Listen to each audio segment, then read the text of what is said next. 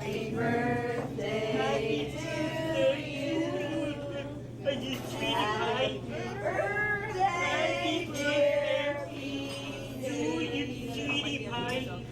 Happy birthday. Happy to you.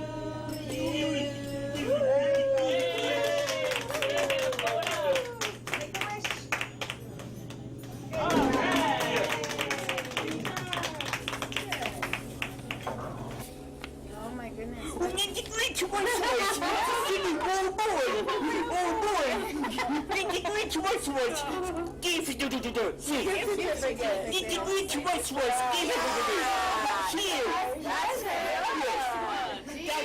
That's a real motion. When someone gets this excited over a $20 gift certificate for a restaurant they've visited twice a week for over 15 years, the food's gotta be good.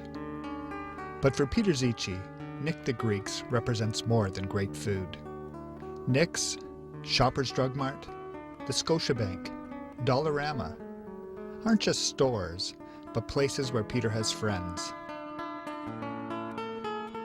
Peter was born in Windsor, Ontario, 49 years ago, to a loving family. With younger brothers Martin and Thomas, and a younger sister Bernadette, Peter's early years were uneventful. But as he grew, it became apparent that he had a disability, which was later diagnosed as autism. As was the wisdom of the day, Peter was sent to live at Southwestern Regional Centre, a massive institution over an hour from his home. To this day, he's haunted by the experience. My mommy, daddy brought me to the spring. Transfer 41 years was growing upset. Yeah. My mommy, daddy brought me transfer. No, it's way ago. How many years did you live there, Petey? 11 years. 11 years. I transfer. You transferred. I transferred to the spring Southwestern Center Hospital School, February 1963. 41 years ago. No, it's way ago. How old were you when you went there? 7-year-old boy. Because he was in the institution from the time that he was about approximately 10 years of age to 18, 19 years of age, a lot of, I guess, the potential that he may have shown, that might have been apparent to the people in the institution, my parents didn't see it. None of us saw it. None of us thought him capable, right? We always sort of pegged him at that mental capability of the 5-6-year-old, right? His tantrums when things weren't necessarily going his way, even as an early adult, would underscore that, okay, he's still very childlike, right, in that way, right? So these types of behaviors just reinforced the perception in our collective mind that there's not much more that Peter is capable of doing. So Peter sat. He sat while his mother took care of him. He sat while his brother and sister grew up and moved out of the area. And after his father passed away, there were even fewer expectations placed on him. As Martin puts it, he moved out of Southwestern to the institution of home. And for 30 years he simply existed, until the call came. We assumed prior to my mother dying that we'd have many more years to plan for some type of transition for Peter, right? We knew obviously that she wasn't going to be on Earth forever, and that she was likely going to move on from this world before we would. But again, at 74, being a reasonably healthy person, we just didn't expect her to leave this Earth that fast, right?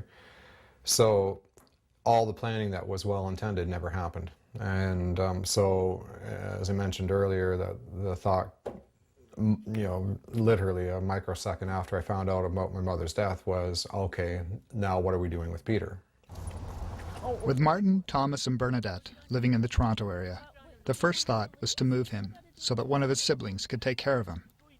Another thought was to look for a group home. But Peter had his own ideas. I okay here. Yeah, I okay. You're more than okay. I okay here, yes. Yeah. When do you remember right after your mom died and all your brothers and sisters were staying here with you? And we sat down at that table right there and I remember you Tuesday, August 12th, 2003. I remember you came out to house here. We were talking. yeah. Talking more sister birthday, I remember. And do you remember what we were talking about? Like to stay at this house. Right. So we had to figure out a way to make that happen, right? Yes. Yeah. While Peter felt comfortable staying alone, everyone else thought he needed someone to look in on him. Emergency funds were acquired to help keep Peter at home. Rather than hiring strangers to assist him, Peter chose who he wanted and trusted to help support him. So then we talked to your neighbor next door. Jane next door. Yeah. Yes. Because you liked her, right? Yes. Lena, Shopper Drug Mart store, Anita, Lena. yeah. Anita from Shoppers Drug Mart. And who else did you ask to help you? She's coming today. Donna. Nikki, greet to us was. Yeah, your favorite restaurant. Waitress from your favorite restaurant. So with a team of friends, Peter has someone assist him 2 to 3 hours a day doing what he needs to do. They teach him how to take care of his home.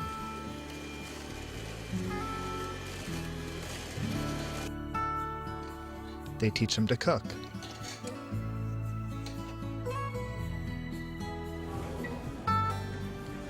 They help him shop for groceries. $170, please. And do his banking. No, $170. And they teach him other things he's interested in, like sending and receiving email. I have you. Birthday. You read that very well. You have nothing to do. Yeah. Yes.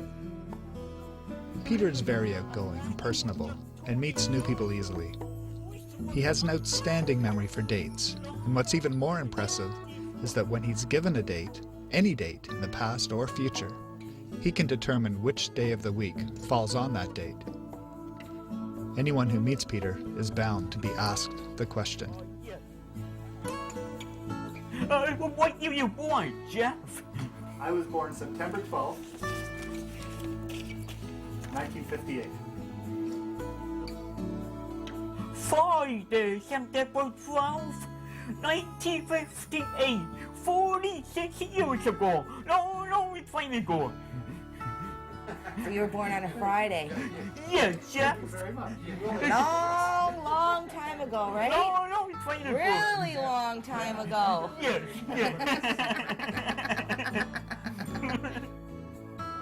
Even though he's been out of the institution for 30 years, he remains very concerned about the residents still living there. So much so, he's taken it upon himself to organize a petition to expedite the closing of Southwestern Regional Center.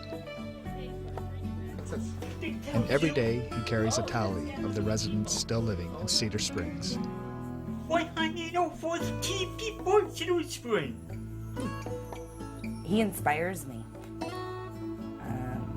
Because he lives with challenges and he's overcome all of those challenges. So I really look up to him. And he helps me do my job. What is her job? Yeah. How about your job? Yeah. He directs what needs to be done. Seeing Peter today, such a short time after his mother's death, it's hard to believe how well he's coping.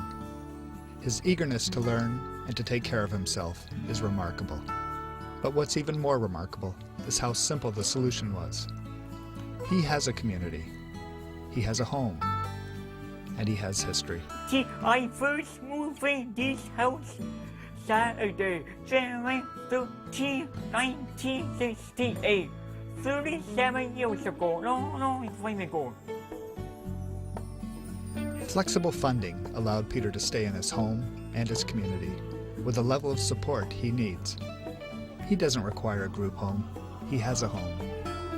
He doesn't require assistance making his meals or cleaning. He's happy to do that himself. And he doesn't need specialists or experts to program for him. All he needs is a handful of people who he likes and trusts to help him stay on track and live the life he chooses. In some ways, my mother's death, there's a rebirth in him, right? So there's sort of almost this continuity of spirit, if you will, right? From one life to the next. Finally, he's got that sense of autonomy. He's thriving more so than he ever has in his life.